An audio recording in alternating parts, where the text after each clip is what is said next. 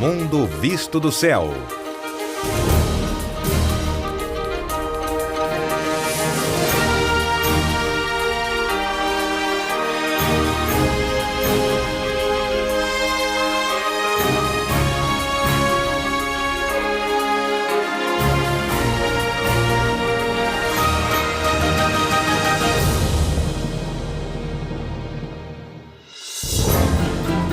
Neste episódio, Montana.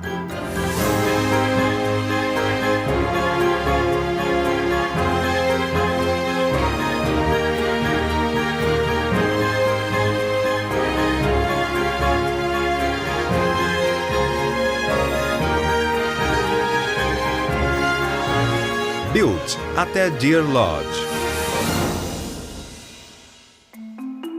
Nossa viagem começa em Butte, uma antiga cidade de mineração. Seguiremos a oeste pela paisagem impressionante do Parque Florestal de Beaverhead Deer Lodge, com seus vales exuberantes que prometiam uma vida melhor para os primeiros colonos. Em Sula, passaremos por uma bela escola rural restaurada e depois subiremos até as montanhas Bitterroot. Do outro lado do vale, passando pela cidade de Hamilton, voaremos às montanhas de Sapphire, assim chamadas devido à abundância de pedras preciosas encontradas na região. Em Rock Creek, existe um hotel fazenda, muito procurado por quem mora na cidade grande e quer vivenciar uma experiência do Velho Oeste. Próximo dali fica a cidade fantasma de Greenwich, que já foi um centro de mineração da prata. Terminaremos a viagem no Grant Corns Ranch, em Deer Lodge, que já foi sede de um dos maiores impérios da criação de gado na história dos Estados Unidos. No alto das montanhas rochosas fica uma cidade que já foi definida como a colina mais rica da Terra. Hoje, Butte é a quinta maior região metropolitana de Montana, com mais de 34 mil habitantes. Mas nos anos de 1920, esse número aumentou para 100 mil, quando trabalhadores chegaram a essa cidade distante, vindos de todas as partes do mundo. A indústria daqui era a mineração, em uma escala sem precedentes. O museu da cidade conta com orgulho a história extraordinária que remonta à segunda metade do século XIX, quando garimpeiros descobriram alguns dos depósitos de ouro mais ricos de todos os tempos. Além da abundância em prata e zinco, foi a quantidade aparentemente ilimitada de cobre que fez de Butte passar de um acampamento lamacento para a maior cidade próspera do oeste norte-americano. Ao lado do monumento aos milhares que perderam suas vidas em acidentes de trabalho, fica a principal atração do museu. Uma réplica de Butte com sua provável aparência na época. Um lugar onde mineradores trabalharam e se divertiram muito em uma das maiores e mais notórias cidades do Oeste, um local com centenas de tabernas e a escandalosa Rua da Luz Vermelha. Com a grande demanda pelo cobre de Butte, surgiram alguns dos homens mais ricos do mundo. Esses proprietários de minas eram conhecidos como Reis do Cobre. Provavelmente o mais famoso era William A. Clark, cuja mansão vitoriana de 34 cômodos é um testemunho de sua riqueza e poder. Calcula-se que, em 1900, Clark tinha uma fortuna de 50 milhões de dólares, fazendo dele o homem mais rico do mundo na época. Convertida em museu e hotel, a mansão do Rei do Cobre fica hoje no coração do centro histórico de Butte. A apenas um quarteirão de distância fica o magnífico castelo em estilo francês que Clark mandou construir em 1898 como presente de casamento para o filho, Charles, e a nora Catherine. Acredita-se que a casa seja uma réplica de uma das alas do castelo de Chenonceau, no vale do rio Loire, na França, onde o casal tinha passado a lua de mel. Hoje, essa construção histórica, conhecida agora como Castelo de Charles W. Clark, é um museu dedicado ao sucesso da indústria da mineração na época. Equipamentos de mineração abandonados estão espalhados pela cidade, símbolos do legado de Butte no setor da mineração. Eles desciam homens, mulas e equipamentos até os poços com até 1.500 metros de profundidade. O que interessava para as mineradoras era que eles traziam quantidades imensas de minério precioso para a superfície. Trabalhavam praticamente dia e noite e só paravam se houvesse um colapso no sistema ou greve dos trabalhadores. Acidentes e mortes eram comuns. Nos anos de 1950, a diminuição do minério e a concorrência marcaram o fim das minas subterrâneas, que deram lugar às minas a céu aberto mais lucrativas. O resultado foi a mina de Berkeley, na cidade de Butte. O funcionamento da mina por 28 anos resultou em uma catástrofe ambiental. Quando a mina foi desativada em 1982, as bombas de drenagem também foram. Com isso, o nível de água subiu, formando um líquido tóxico com substâncias químicas perigosas. Uma mega operação de limpeza foi realizada para prevenir a contaminação das águas subterrâneas e dos rios. O fechamento da mina de Berkeley também provocou uma crise econômica em Butte. Mas, em 2003, a mineração ao redor da mina foi retomada sob uma administração rigorosa e hoje produz cerca de 8% do cobre do país.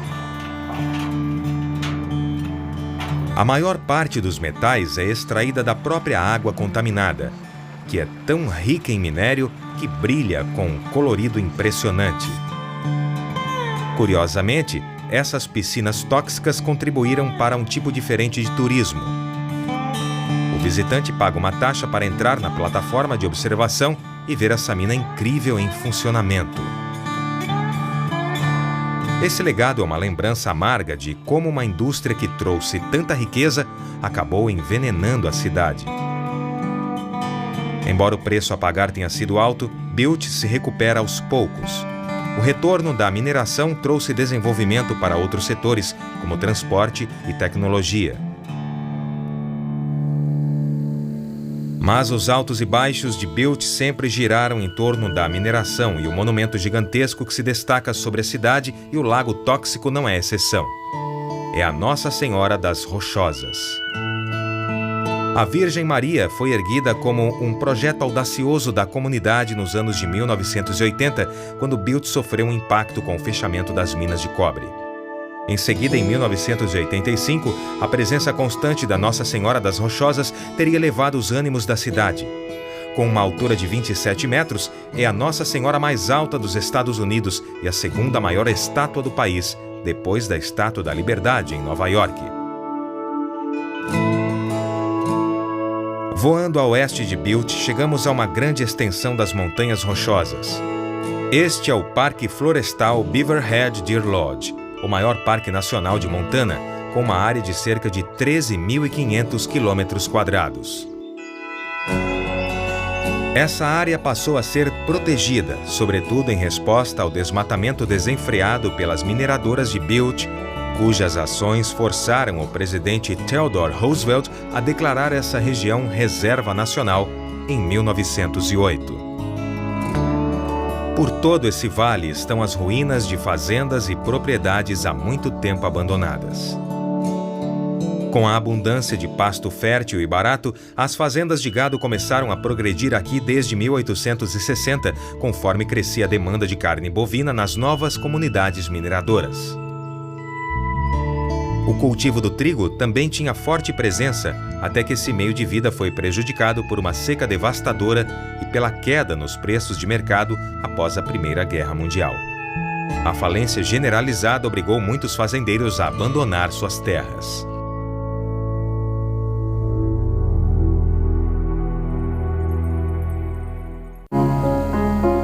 No canto sudeste do Parque Florestal de Bitterroot, fica a isolada comunidade rural de Sula. Esse já foi o lar dos índios Salish da nação Flathead, conhecidos pela hospitalidade acolhedora.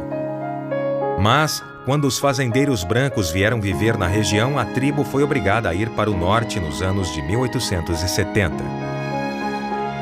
Uma das poucas relíquias desse período turbulento, quando os colonos vieram para o oeste, é essa escola com apenas uma grande sala de aula. Ela remonta a virada para o século XX. O sino da escola na cúpula da construção é um detalhe encantador. Escolas como essa eram comuns em comunidades rurais onde um único professor transmitia o conhecimento básico a meninos e meninas de todas as idades. Em 2011, a Sociedade Histórica Local conduziu uma campanha para restaurar a escola abandonada e, com doações generosas e apoio, finalmente passou por uma revitalização. O Parque Florestal de Bitterroot, as montanhas, o vale e o rio levam o nome da flor Luzia Lidviva Purge, que cresce na região. Para os índios da nação Flathead, essa flor era uma iguaria com princípios mágicos. Diz a lenda que uma mulher encheu o rio com suas lágrimas quando chorava pelo povo que passava fome. Por piedade, o sol enviou um belo pássaro guardião que a presenteou com uma flor. Embora sua tristeza deixasse as raízes amargas, a flor alimentaria a mulher e seu povo. O rio Bitterroot, onde a mulher teria chorado, vem alimentando a alma desde essa época. Começando na junção das bifurcações a leste e oeste, o rio corre suavemente para o norte, ao longo do vale, com um belo cenário e vida selvagem.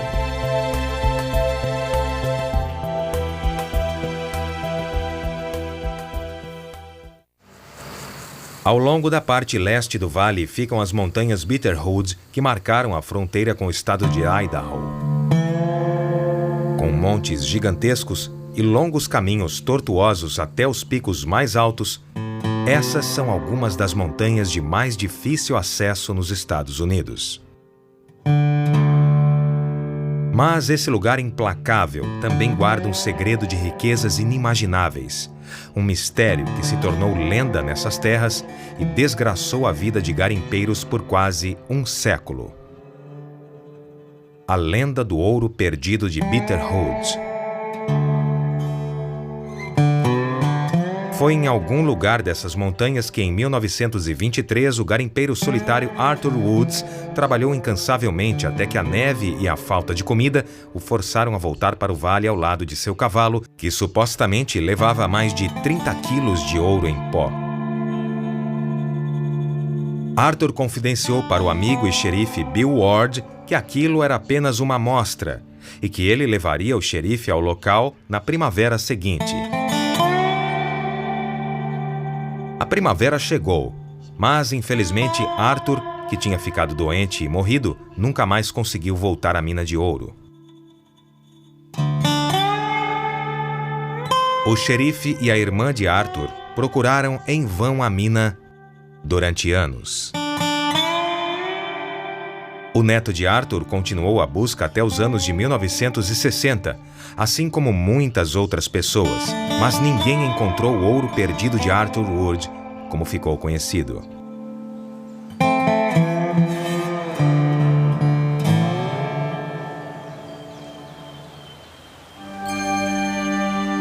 No coração do Vale de Bitterroot fica Hamilton, uma cidade com aproximadamente 4.000 habitantes. Centenas de pequenas fazendas, sítios e pomares rodeiam a cidade, que tem clima ameno devido à cadeia de montanhas em ambos os lados. É difícil encontrar um lugar no vale que não tenha ligação com o auge da mineração, e Hamilton não foge à regra. A cidade foi fundada pelo magnata do cobre Marcus Dale, no final do século XIX. Com a finalidade de ser um eixo de transporte para o comércio de madeira, ele chamou James Hamilton e Robert O'Hara para fazer o projeto e o desenvolvimento de sua cidade dos sonhos, que teria tudo: bancos, lojas, mercearias, uma escola e 4 igrejas. A cidade ganhou o nome de Hamilton e O'Hara foi nomeado prefeito. O leste do Vale de Bitterroot é flanqueado pelas montanhas Sapphire, ocupando a área selvagem e protegida de Welcome Creek.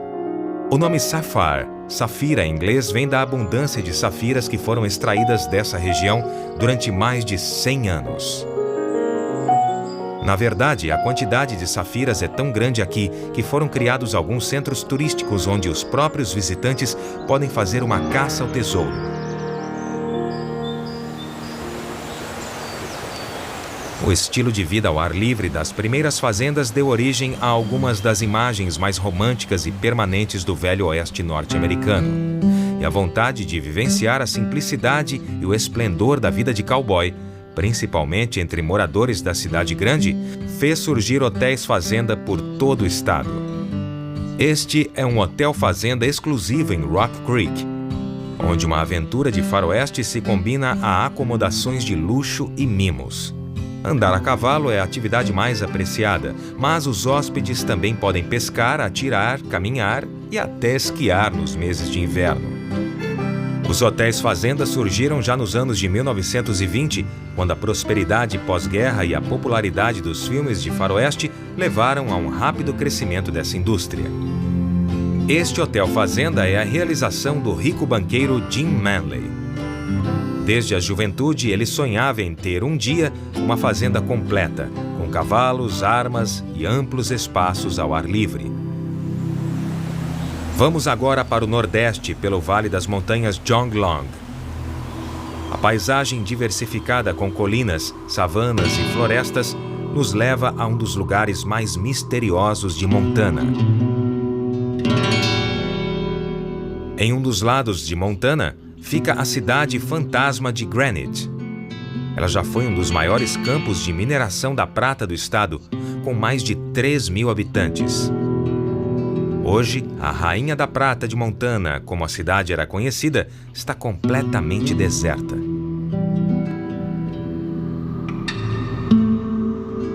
Assim como o minério de prata, os moradores de Granite partiram há muito tempo, e as poucas construções que restaram já viraram ruínas. Mas, na época áurea dos anos de 1890, era uma cidade intensa e cheia de mineradores e comerciantes com suas famílias.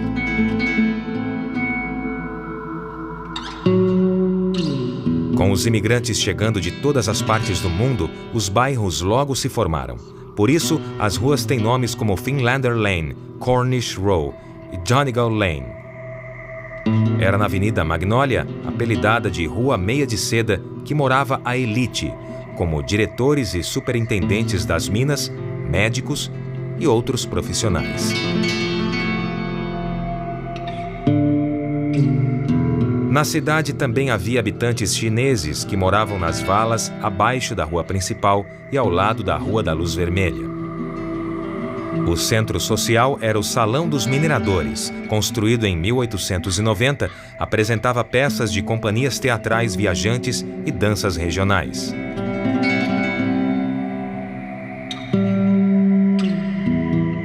Assim como outros campos de mineração no oeste norte-americano, Granite passou por uma fase ruim quando o preço da prata despencou em 1904.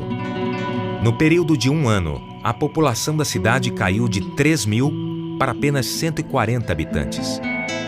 Embora a mineração tivesse continuado em pequena escala, Granite se transformou em uma cidade fantasma. Quando houve um incêndio em 1958, muitas estruturas ficaram destruídas.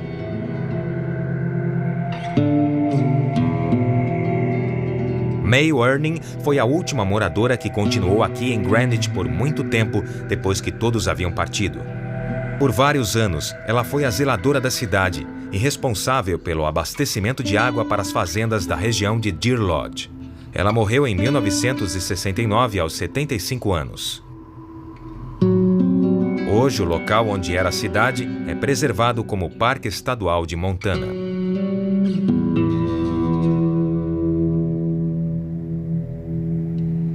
A última parada nessa viagem é na cidade de Deer Lodge.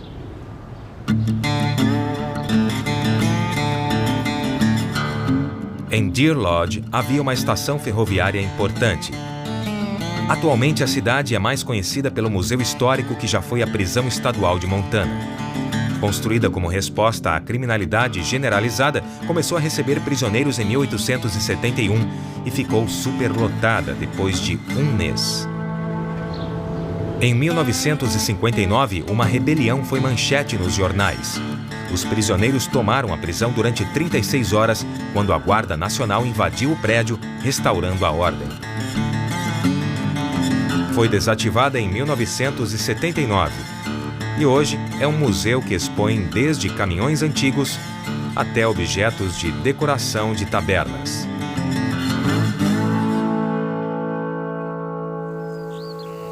Nessas terras selvagens e indomadas, só poderíamos terminar essa viagem no lugar que, um dia, foi o coração do Império do Gado no século XIX. O Grunt Corns Ranch, um patrimônio histórico. Administrada e conservada pelo Serviço Nacional de Parques, é uma fazenda de trabalho diferente. É aberta ao público como um museu vivo em homenagem à indústria de gado no Oeste nos anos de 1850. A fazenda foi estabelecida pelo comerciante de peles John Grant e ampliada depois pelo barão do gado Conrad Corns. Ele chegou a ter 50 mil cabeças de gado e um pasto de 40 mil quilômetros quadrados, quase o tamanho da Suíça, na Europa. Hoje, a fazenda ainda ocupa uma área considerável de 6 quilômetros quadrados. Os turistas podem visitar as diversas construções, inclusive a casa de fazenda Hanson, que chegou a ser a maior residência no território de Montana, assim como as moradias onde cowboys e trabalhadores dormiam, faziam as refeições e se divertiam. Enquanto isso, os guardas florestais mantêm a tradição desse estilo de vida, criando gado, consertando cercas, cuidando dos cavalos e ainda tendo, de fundo, a paisagem deslumbrante e o céu aberto de Montana. É um belo símbolo do oeste norte-americano e um belo lugar para encerrarmos essa viagem.